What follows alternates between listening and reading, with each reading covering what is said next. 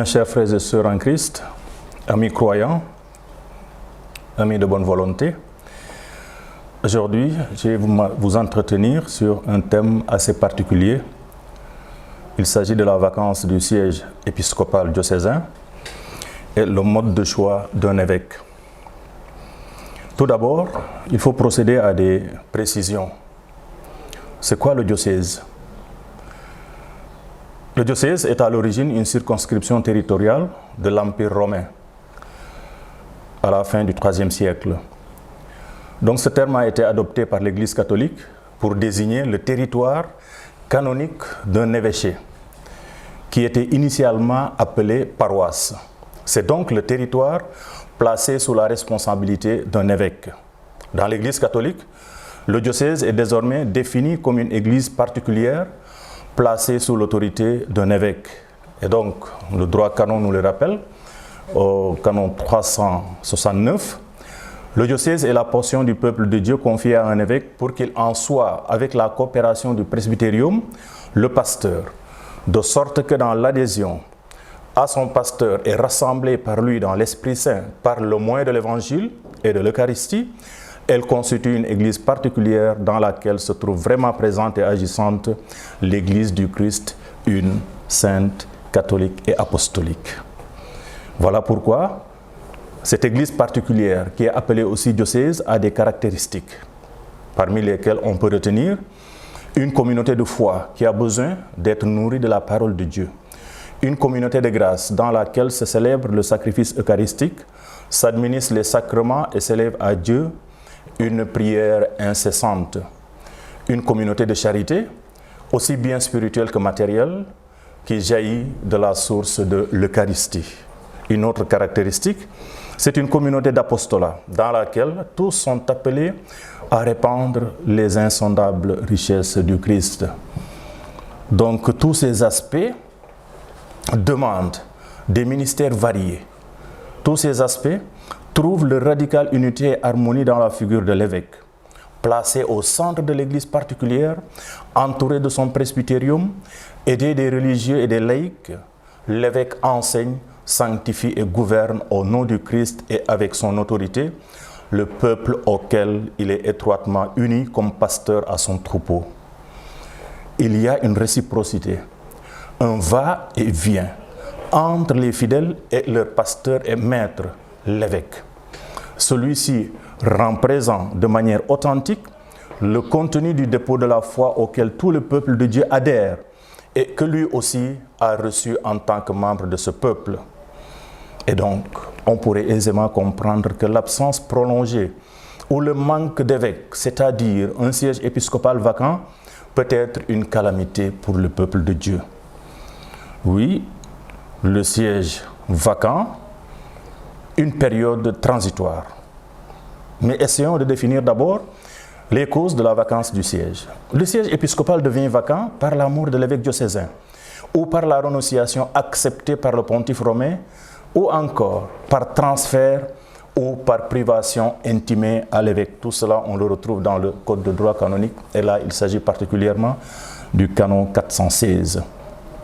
Donc, avec le transfert, le décès, la renonciation ou la privation motivée s'ouvre pour le diocèse une période transitoire jusqu'à la nomination et l'installation d'un nouvel évêque. En cas de mort de l'évêque diocésain, la vacance du siège se produit ipso facto, c'est-à-dire par le fait même. Et donc celui qui assume par intérim le gouvernement du diocèse doit informer au plus tôt le Saint-Siège. Les actes posés par le vicaire général ou par le vicaire épiscopal restent et demeurent encore valides jusqu'au moment où ces derniers reçoivent la nouvelle certaine du décès de l'évêque. En cas de privation par voie pénale, cela peut arriver, le siège devient vacant à partir du moment où l'évêque reçoit l'intimation de la peine à lui infliger. En cas de renonciation, le siège devient vacant à partir du moment de la publication de son acceptation par le pontife romain. Et en cas de transfert de l'évêque diocésain, le siège devient vacant le jour où l'évêque prend possession de son nouveau diocèse. À partir du moment de la publication du transfert de l'évêque jusqu'à la prise de possession de son nouveau diocèse, l'évêque a dans le diocèse d'où il part le pouvoir d'administrateur diocésain avec les obligations afférentes. Bien que le diocèse ne soit pas vacant tant que l'évêque transféré n'a pas pris possession de son nouveau diocèse, les facultés du vicaire général et des vicaires épiscopaux cessent avec la publication du transfert de l'évêque, mais ce dernier, en tant qu'administrateur diocésain, peut confirmer leurs facultés. Il y a aussi d'autres configurations. Il y a des évêques qui disposent d'évêques coadjuteurs ou d'évêques auxiliaires. Donc là, on va essayer de voir un peu la figure de l'évêque coadjuteur et de celui qui est auxiliaire pendant que le siège est vacant. À peine est avérée donc la vacance du siège épiscopal, l'évêque coadjuteur devient immédiatement évêque diocésain du siège et du diocèse pour lequel il a été établi, pourvu qu'il en ait pris légitimement possession. Par contre, l'évêque auxiliaire, même celui qui a des facultés spéciales, s'il n'en a pas été disposé autrement par le Saint-Siège, conserve les mêmes facultés qu'il avait durant la sede plena, ça veut dire durant que l'évêque était encore là, comme vicaire général ou comme vicaire épiscopal. S'il n'est pas élu administrateur diocésain, il continue à exercer sa charge en vertu du droit sous l'autorité de celui qui préside au gouvernement du diocèse. Mais il est quand même souhaitable que l'évêque auxiliaire soit élu administrateur diocésain ou s'ils sont plusieurs, l'un d'entre eux. Durant la vacance du siège, qu'est-ce qui demeure et qu'est-ce qui cesse d'exister durant cette période de vacances du siège? La stabilité de l'Église diocésaine, rappelons-le, est assurée notamment par la permanence de certains organismes diocésains et de certains organes du gouvernement du diocèse, parmi lesquels le Collège des consulteurs. C'est ainsi que le Collège des consulteurs va jouer un rôle très important, ainsi que le Conseil pour les affaires économiques qui apportera son concours pour l'administration des biens. Ces organes restent et demeurent durant la vacance du siège.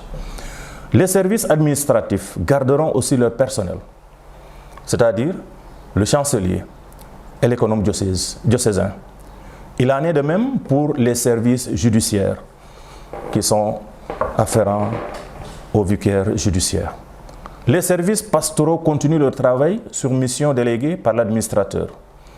Il n'y a plus de vicaire général, ni de conseil presbytéral, ni de conseil épiscopal, ni de vicaire épiscopal, mais l'administrateur peut s'entourer des mêmes personnes pour conduire son diocèse. Et donc là, le grand principe qui demeure durant cette période de transition plutôt, est qu'aucune innovation structurelle ne doit être faite. La fameuse formule c'est « sede vacante nihil innovetur ». Donc, sede vacante nihil innovetur. Ce qui importe en effet, c'est que ni le diocèse, ni la fonction épiscopale, ni le nouvel évêque ne voient leurs droits amoindris ou compromis durant cette période transitoire. Même si on ne peut éviter des changements dus aux nécessités de la vie de tous les jours, ils doivent être mineurs. Le nouvel évêque devant trouver en quelque sorte son diocèse dans l'état où il était au départ de son prédécesseur. Et voilà pourquoi on va préciser un peu le rôle du Collège des consulteurs, le gouvernement du diocèse et le Collège des consulteurs. Oui, le Collège des consulteurs, c'est l'ensemble des prêtres choisis librement par l'évêque au cours de son épiscopat, choisis parmi les membres du conseil presbytéral et nommés pour une période bien déterminée. C'est ce collège qui est seul habilité pour élire celui qui administrera le diocèse jusqu'à l'installation du prochain évêque nommé par le siège apostolique, à moins que le même siège apostolique n'en décide autrement en nommant un administrateur apostolique. Et maintenant, voyons un peu le gouvernement du diocèse et le collège des consulteurs. Donc, à partir du moment où est avérée la vacance du siège épiscopal, le gouvernement du diocèse est confié à l'évêque auxiliaire, s'il y en a eu. S'il y en a eu plus d'un, au plus ancien d'entre eux, par nomination jusqu'à l'élection de l'administrateur diocésain ou à la nomination de l'administrateur apostolique.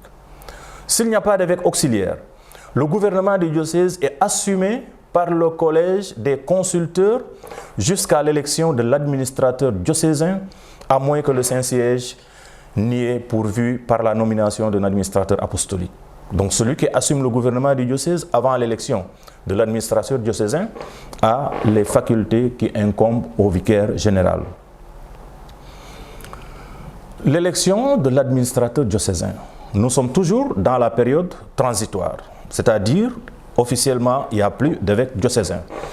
Donc le collège des consulteurs, dans les 8 jours qui suivent la nouvelle avérée de la vacance du siège épiscopal, doit élire l'administrateur diocésain. Il doit être convoqué par celui qui a assumé le gouvernement du diocèse ou par le prêtre du collège, le plus ancien par ordination, qui préside jusqu'à l'élection de l'administrateur diocésain. Si le collège des consulteurs n'élit pas dans le temps imparti l'administrateur diocésain, sa nomination revient au métropolitain. Si le siège métropolitain est lui aussi vacant, l'évêque suffragant le plus ancien par promotion nomme l'administrateur diocésain. Celui qui est élu administrateur diocésain doit informer au plus tôt le Saint-Siège de sa nomination plutôt.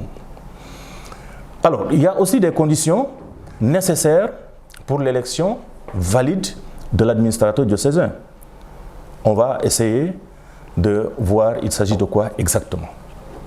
Le collège des consulteurs doit être informé, mais aussi et surtout formé seulement de prêtres au nombre d'au moins 6 et de pas plus de 12, sous peine de nullité de l'élection de l'administrateur diocésain. On ne doit élire qu'un seul administrateur diocésain. L'élection simultanée de 2 ou de plusieurs personnes est invalide pour toutes celles qui ont été élues. L'usage contraire à cette prescription n'a aucune valeur et est réprouvé. Si était élu au gouvernement du diocèse, l'économe diocésain par exemple, le conseil pour les affaires économiques doit en élire temporairement un autre. Et au moment de la prise de possession du nouvel évêque, l'administrateur diocésain reprend alors sa charge d'économe diocésain. Il y a toutefois une procédure à suivre pour l'élection de l'administrateur diocésain. Pour la validité de l'élection de l'administrateur diocésain, on doit nécessairement suivre la procédure prévue par le Code de droit canonique, notamment les canons du canon 165 au canon 178. Étant donné l'importance primordiale de l'élection, la loi particulière ne peut pas modifier de telles normes contenues dans le Code de droit canonique. À la limite, les statuts peuvent spécifier si le vote peut être donné par lettre, par procuration ou encore par compromis. Et tout cela est bien précisé dans le Code de droit canonique, surtout au canon 165 et 174. Il est toujours nécessaire de parvenir à la majorité qualifiée des 2/3 des voix et la prescription du canon 119 ne s'applique pas en cas de scrutin inefficace. Donc, il y a nécessairement et naturellement des conditions requises aussi pour être administrateur diocésain. Donc peut-être validement élu à la charge d'administrateur diocésain, un prêtre du presbytérium local ou encore d'un autre diocèse qui est âgé d'au moins 35 ans, ou bien l'évêque émérite lui-même ou un autre évêque. Il ne doit pas déjà avoir été élu, nommé ou présenté au même siège vacant. Il doit se distinguer par sa doctrine et sa prudence. L'administrateur diocésain, une fois élu, a des facultés, a des prérogatives. Il remplit en réalité le pouvoir ordinaire et propre dans le diocèse à partir du moment de l'acceptation de son élection. Est exclu de ce pouvoir tout ce qui ne lui revient pas en raison de la nature des choses et par disposition du droit. Et là, je fais référence au canon 427. Il peut confirmer ou instituer les prêtres qui ont été légitimement élus ou présentés pour une paroisse. Mais c'est seulement après une année de vacances du siège qu'il peut nommer les curés. Donc, c'est-à-dire, il ne peut pas déplacer ni nommer des curés avant qu'il n'ait 1 an d'administration. Par contre, aussi, il ne peut pas confier des paroisses à un institut religieux ou à une société de vie apostolique. Donc l'administrateur diocésain dispose de quelques prérogatives. Entre autres, on peut en ajouter, il peut administrer la confirmation et il peut concéder à un autre prêtre la faculté de l'administrer. L'administrateur diocésain peut, pour une juste cause, déplacer les vicaires paroissiaux, restant sauf cependant ce que le droit prévoit pour le cas spécifique où il s'agit des religieux. Et durant cette période où il dirige le diocèse, l'administrateur reste, ou plutôt est membre de la conférence épiscopale avec voix délibérative, à l'exception des déclarations doctrinales, à moins qu'il ne soit évêque. Il a aussi des devoirs, parce qu'à peine élu, il doit émettre la profession de foi devant le collège des consulteurs, selon bien sûr les dispositions du droit. Et à partir du moment où il a pris en charge la direction du diocèse, l'administrateur est tenu à toutes les obligations de l'évêque diocésain. En particulier, il doit observer la loi de la résidence dans le diocèse et il doit appliquer tous les dimanches et tous les jours de précepte la messe pour le peuple, la messe pro populo. Donc il a pratiquement tous les pouvoirs de l'évêque, sauf ce que l'Église ne lui attribue pas. Il est tenu, pour cela, aux obligations de l'évêque diocésain et en possède le pouvoir.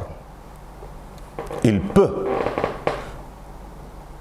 permettre l'ordination de diacre ou de prêtre, parce que lui-même ne peut pas ordonner ni diacre ni prêtre. Mais il peut conférer ce qu'on appelle les ordres mineurs, c'est-à-dire l'acolita et le lectorat. Il a des pouvoirs, il a des prérogatives, mais ce pouvoir aussi a des limites. Dans la vacance du siège, durant cette période transitoire, l'administrateur diocésain doit s'en tenir à cette antique préoccupation indiquant qu'il ne doit être procédé à aucune innovation, nous l'avons dit tantôt. Il ne doit non plus accomplir aucun acte qui puisse porter préjudice au diocèse et au droit de l'évêque. Il doit tout particulièrement conserver avec un grand soin tous les documents de la curie diocésaine, sans en modifier, ni en détruire, ou ni en soustraire aucun. Et avec le même soin, il veillera à ce que personne d'autre ne puisse s'immiscer dans les archives de la curie. Lui seul, en cas de nécessité, et de réelle nécessité, peut accéder aux archives secrètes de la curie. Et avec l'assentiment du collège des consulteurs, il peut concéder les lettres démissoriales pour l'ordination des diacres et des prêtres, si celles-ci n'avaient pas été refusées par l'évêque diocésain. Il ne peut concéder ni l'excardination ni l'incardination, ni même la possibilité pour un clerc de se transférer dans une autre église particulière, à moins que ce soit écoulé une année depuis le début de la vacance du siège et qu'il ait l'assentiment du collège des consulteurs. Autre chose, l'administrateur diocésain n'est pas compétent pour ériger des associations publiques de fidèles. Il ne peut aussi démettre le vicaire judiciaire. Il ne peut pas convoquer de synode diocésain. Et il ne lui est pas aussi concédé de convoquer d'autres initiatives similaires, en particulier celles qui pourraient compromettre les droits et l'exercice de l'évêque diocésain. Il ne peut pas démettre de la charge de chancelier ou les autres notaires, si ce n'est avec l'assentiment du collège des consulteurs. Il ne peut conférer les canonicats soit dans le chapitre cathédral, soit dans le chapitre collégial. Alors, quand est-ce que cesse la charge d'administrateur diocésain? Cette charge cesse avec la prise de possession du diocèse de la part du nouvel évêque, ou par renonciation ou par déplacement. Et la renonciation doit être présentée par l'administrateur diocésain au collège des consulteurs sous forme authentique et précisément par écrit ou devant 2 témoins. et elle n'a pas besoin d'être acceptée en réalité. L'acte posé tout simplement se suffit à lui-même. Le déplacement, à l'inverse, est réservé au Saint-Siège. Le collège des consulteurs qu'il a élu n'a aucun pouvoir en cette matière. En cas de mort, de renonciation ou de déplacement de l'administrateur diocésain, le collège des consulteurs doit procéder à une nouvelle élection dans les 8 jours et selon les normes canoniques indiquées telles que nous l'avons bien mentionné plus haut. Toujours durant la période transitoire, au-delà de la figure de l'administrateur diocésain, on peut aussi avoir ce qu'on appelle un administrateur apostolique sede vacante. Cela signifie que le Saint-Siège peut pourvoir au gouvernement du diocèse en nommant un administrateur, et celui-là s'appelle administrateur apostolique. Même si toutes les facultés de l'évêque diocésain lui sont concédées, le régime du diocèse demeure celui de la vacance du siège. Et de ce fait, les charges du vicaire général et des vicaires épiscopaux cessent, ainsi que les fonctions des conseils presbytéral et pastoral. Donc l'administrateur apostolique peut cependant confirmer sous forme de délégation le vicaire général et les vicaires épiscopaux jusqu'à la prise de possession du diocèse par le nouvel évêque, mais il ne peut pas proroger les missions des conseils dans la mesure où leurs fonctions sont accomplies par le collège des consulteurs. Bien, chers amis, cette période transitoire peut connaître 2 figures. La figure de l'administrateur apostolique et la figure de l'administrateur diocésain. Mais il y a aussi quelque chose de très important durant cette période de transition. C'est la prière pour l'élection du nouvel évêque. Oui, durant la vacance du siège, l'administrateur diocésain invitera les prêtres, les communautés paroissiales et religieuses à prier avec ferveur pour la nomination du nouvel évêque et pour les besoins du diocèse. Dans la cathédrale et dans toutes les autres églises du diocèse, on célébrera les messes selon le formulaire prévu par le missel romain pour l'élection de l'évêque diocésain. C'est très important. Et maintenant, pour finir, je vais juste partager un peu sur la procédure de choix d'un évêque. Comment devient-on évêque? Et tout cela est bien relaté dans le code de droit canonique. Le pontife romain, c'est-à-dire le pape, nomme librement les évêques, ou il confirme ceux qui ont été légitimement élus. Cela peut arriver. Tout dépend des régimes. Et pour cela, tous les 3 ans, au moins, les évêques d'une province ecclésiastique, ou bien là où les circonstances y invitent, les conférences des évêques dressent donc comme accord et en secret une liste de prêtres, membres aussi d'instituts de vie consacrés, les plus aptes à l'épiscopat. Et ils la transmettent, cette liste, au siège apostolique, demeurant ferme le droit aussi de chaque évêque de faire connaître séparément au Saint-Siège le nom de prêtre qu'il estime digne et idoine pour la charge épiscopale. Et à moins de dispositions autres légitimement établies, chaque fois qu'un évêque diocésain ou un évêque coadjuteur doit être nommé, il appartient au légat pontifical, que l'on connaît souvent comme le nonce, pour les 3 noms à proposer au Saint-Siège, de s'informer sur chacun et de communiquer au siège apostolique avec son propre avis les suggestions du métropolitain et des suffragants de la province où se trouve le diocèse à pourvoir ou à laquelle il est rattaché, ainsi que du président de la conférence des évêques. C'est important comme précision. En outre, le légat pontifical, entre autres le nonce apostolique, entendra les membres du collège des consulteurs ou du chapitre cathédral.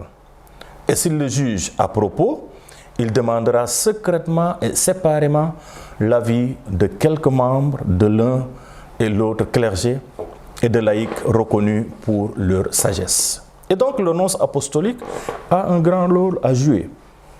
Parce qu'en réalité, c'est lui qui mène l'enquête sur le diocèse et ses enjeux, et sur le pasteur idéal pour le diocèse. Et donc, au-delà de cette terna de cette liste de 3 noms indiqués par ordre de préférence qui est proposée et envoyée à Rome par le nonce, plus précisément à la congrégation pour les évêques, qui l'examine et vote. Il faudrait comprendre que, en dernier ressort, c'est le pape qui prend la décision finale pour la nomination. Il choisit souvent l'un des 3 noms, mais peut aussi choisir un prêtre en dehors de cette liste. Et là, il revient au nonce d'informer le prêtre choisi. Et celui-là est libre d'accepter ou non cette nomination. En cas de refus, la procédure reprend depuis le début. Mais quels sont les critères de choix? Il y en a, ça ne peut pas manquer. Donc pour l'aptitude ou l'idonéité à l'épiscopat, il est requis du candidat ceci. 1. Qu'il ait, à un degré élevé, une foi solide, de bonnes mœurs, la piété, le zèle des âmes, la sagesse, la prudence et les vertus humaines, et qu'il soit doué par ailleurs des autres qualités qui le rendent capable d'accomplir l'office dont il s'agit. 2. Qu'il jouisse d'une bonne renommée. 3. Qu'il ait au moins 35 ans. 4.